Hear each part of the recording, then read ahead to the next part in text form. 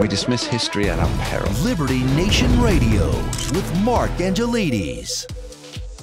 Welcome to Liberty Nation Radio, heard coast to coast on the Radio America Network. I'm your host, Mark Angelides. On today's action-packed show, Joe Biden under fire and the media aiders and abettors start to take care of themselves. Across the West, there have been elections held, there are being elections held, and there will be elections held.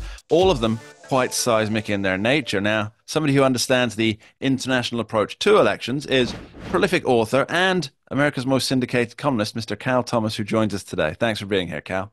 Always a pleasure, Mark. So, Cal, let's get started with, this has been quite the week for elections. We had, in the UK, my hometown, we had Labour trouncing the Conservatives. In France, we had the second round of voting with Marine Le Pen's party coming in third after coming in first in the first round of elections.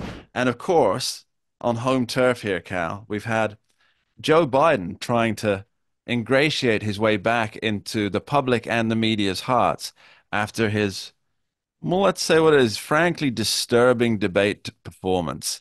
Cal, what's your overall take? Well, not only Biden's disturbing debate performance, Mark, but he followed up with an interview with George Stephanopoulos on ABC News, which a lot of people said, well, he'll be able to do much better and put the debate performance to rest. It was quite the opposite. I mean, you cannot undo mental decline. You can have little blips where you come back a little bit, but the tendency, the trend is down, down, down. He did a black radio station in Philadelphia where he claimed to be a black woman. And now you can identify as anything these days, but that's a little bit over the top even for him. And then the campaign had to admit that they have been supplying questions to interviewers, which is just, it would be scandalous in my day as a reporter at NBC News.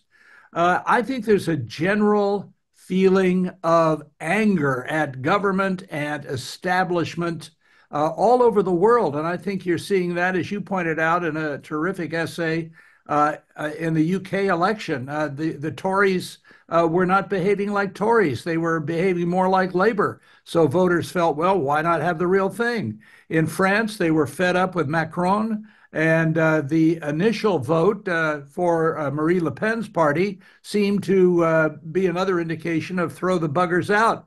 But then they, in the second election, they went the opposite way. So there's a lot of fluidity out there. And I think as far as the coming American election is concerned, I don't think there's any doubt now that Democrats are going to try to convince Joe Biden to withdraw and let Kamala Harris be the nominee. You're hearing that now. We had the last several days, we've had at least 5 leading Democrats in the House, including Gerald Nadler of New York, call for Biden to step aside. Those voices are only going to grow in the days ahead.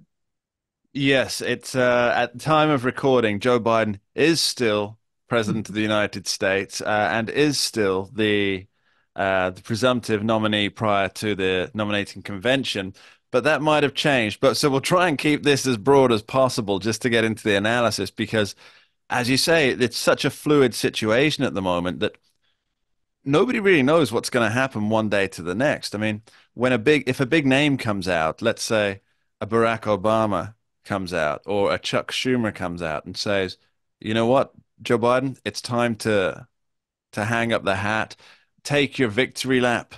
You know, you won the 2020 election. You removed Donald Trump, orange man bad, from office.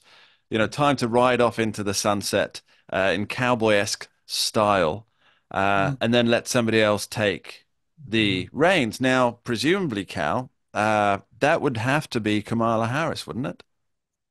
Well, yes, the first woman of color to serve in the White House. After Joe Biden. Yeah, after Joe Biden, yeah. But, they don't have the issues. Even though the president and his enablers say that his record is terrific, it's not. If you're a young person, try to buy a house you can afford. Mortgage rates are quadrupled from what they were when Biden took office. I was at the grocery store recently, and something that I had bought a month ago, 2 for $8, was now two for $10. And that's typical of food. Gas Mm. prices are more than double what they were when Biden entered office. People get this. This is where they live. This isn't about philosophy. This is about paying your mortgage, buying food, getting gasoline for your car, even buying a new car. Prices are up. Electric cars are over the top. People can't afford them. Starts at $45,000. So people get this, and they're increasingly blaming the president. Kamala Harris, her negative numbers are worse than Biden's. Mm. So Democrats are going to be fighting against gender, race, and reality, which is quite a deal for them. So let's talk about a potential President Harris.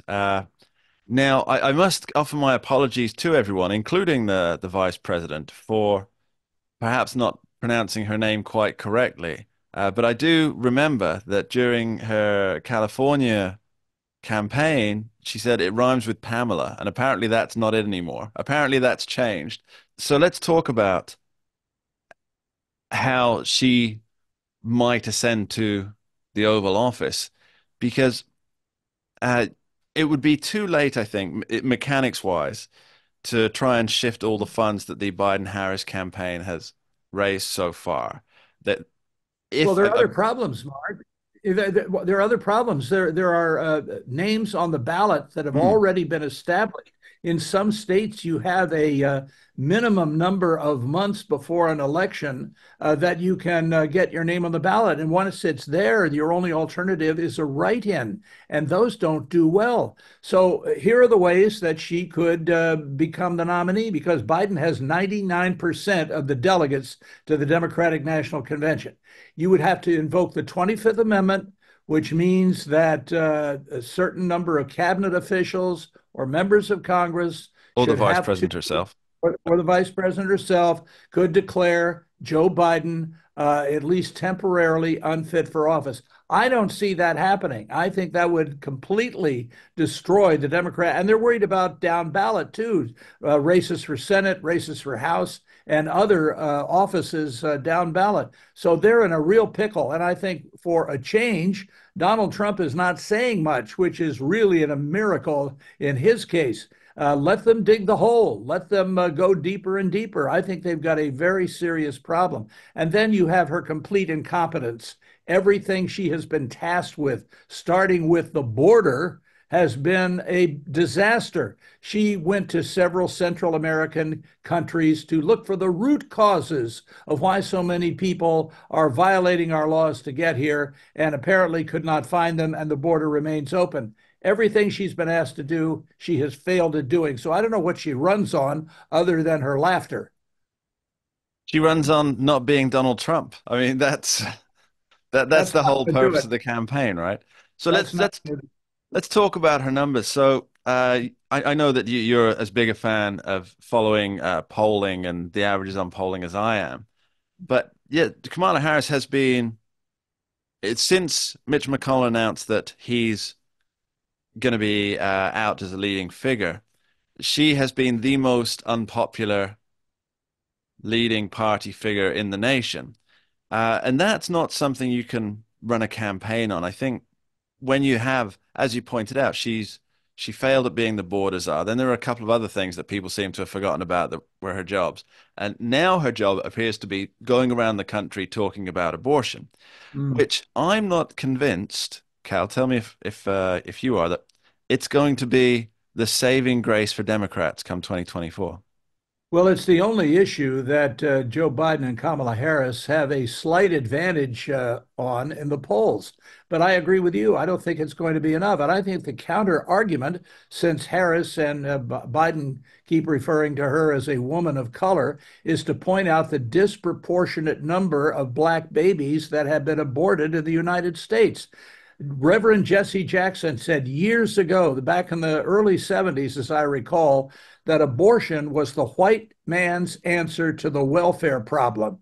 Boy, was that a powerful statement. Of course, he flipped like all Democrats do who were pro-life back then. Even Ted Kennedy made pro-life statements as a, quote, committed Catholic, unquote. But they've all flipped. And of course, Biden, who even the Pope says is a good Catholic. I wrote a piece recently in which I said, how can you be a good Catholic and deny Catholic doctrine on abortion, on marriage, on transgenderism, and everything else? I mean, you can call yourself anything you want, and you can believe anything you want. But it seems to me that if you're going to call yourself a good Catholic or an anti-racist, you shouldn't belong to the Ku Klux Klan, and you should have some consistency between your faith and your action. And I don't see that there. And I think Kamala has nothing to run on. The media will prop her up as they did Biden for so many years before. Now they've flipped. There's no integrity in this business anymore. But I don't think they're going to be able to breathe life into her. She's a political corpse. And the Democrats, as of now, look like they're going to go down big in November. We'll be right back with Cal Thomas after this short break. Don't go anywhere. We dismiss history at our peril. Liberty Nation Radio with Mark Angelides.